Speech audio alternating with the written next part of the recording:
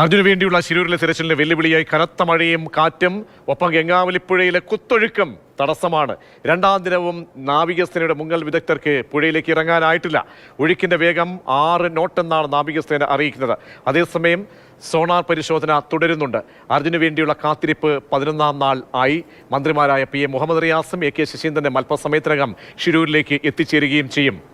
Rahul KV ഈ ദിവസത്തെ ഇതുവരെയുള്ള തിരച്ചിലിൻ്റെ സാഹചര്യം വിവരിക്കാൻ നമുക്കൊപ്പം ചേരുന്നു.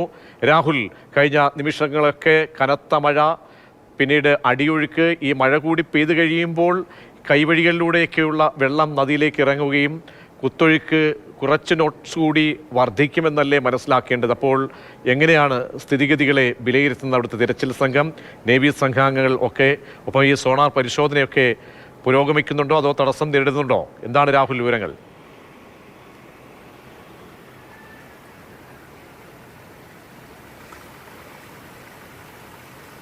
പ്രജീഷ്, പ്രകൃതി അനുകൂലമല്ല, മഴ മാറുന്നില്ല, കുത്തൊഴുക്ക് കുറയുന്നില്ല, ദൗത്യം പ്രതിസന്ധിയിൽ എന്നതാണ് ഏറ്റവും ഒടുവിലായി നമുക്ക് ശിരൂരിൽ നിന്ന് അപ്ഡേറ്റ് ചെയ്യാൻ കഴിയുക.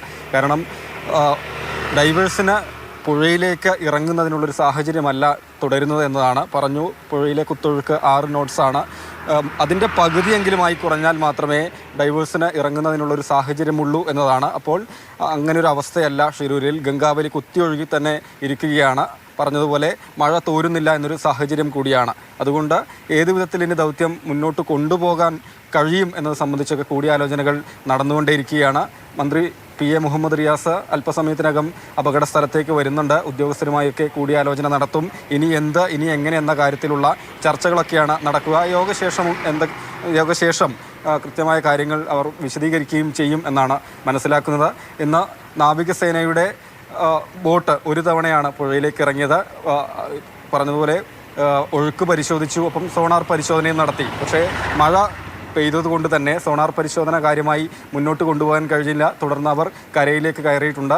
NDRFൻ്റെ സംഘവും പുഴയിലേക്ക് ഇറങ്ങി ഒഴുക്കൊക്കെ പരിശോധിച്ചിരുന്നു. അതും തിരിച്ച് കരയിലേക്ക് കയറി നിൽക്കുന്ന സാഹചര്യമാണ് നിലവിൽ ദൗത്യസ്ഥലത്ത് നടക്കുന്നത്. ആ കൂറ്റൻ 2 മണ്ണുമാന്തി യന്ത്രങ്ങൾ അവയുപയോഗിച്ച് പുഴയോട് ചേർന്ന തീരത്ത് മണ്ണ് നീക്കുന്ന പ്രവൃത്തിയെ തന്നെയാണ്. കഴിഞ്ഞ ദിവസങ്ങളിലും അത് ഊർജിതമായി തന്നെ നടന്നിരുന്നു. ആ മേഖലയിലെ കല്ലും മണ്ണും ഒക്കെ നീക്കം ചെയ്ത് ഒഴുക്ക് സുഗമമാക്കുക എന്ന ലക്ഷ്യത്തോടു കൂടിയാണ്. കാരണം കല്ലിലൊക്കെ തട്ടി പുഴയുടെ ഒഴുക്ക് ഗതി മാറിയൊക്കെ വരുന്നതും കൂടി ബോട്ട് ആ മേഖലയിലേക്ക് കൊണ്ടുപോകുന്നതിന്, സേനാംഗങ്ങൾക്ക് മേഖലയിലേക്ക് പോകുന്നതിന് വലിയ വെല്ലുവിളി തന്നെയാണ് നേരിട്ട് കൊണ്ടിരിക്കുന്നത്. എന്തായാലും 11ാം നാളിൽ ദൗത്യം കാലാവസ്ഥ പ്രതികൂലമായി നിൽക്കുന്നത് കൊണ്ട് തന്നെ വലിയ പുരോഗതിയിലേക്ക് എത്തിക്കാൻ കഴിയുന്നില്ല എന്നത് തന്നെയാണ്.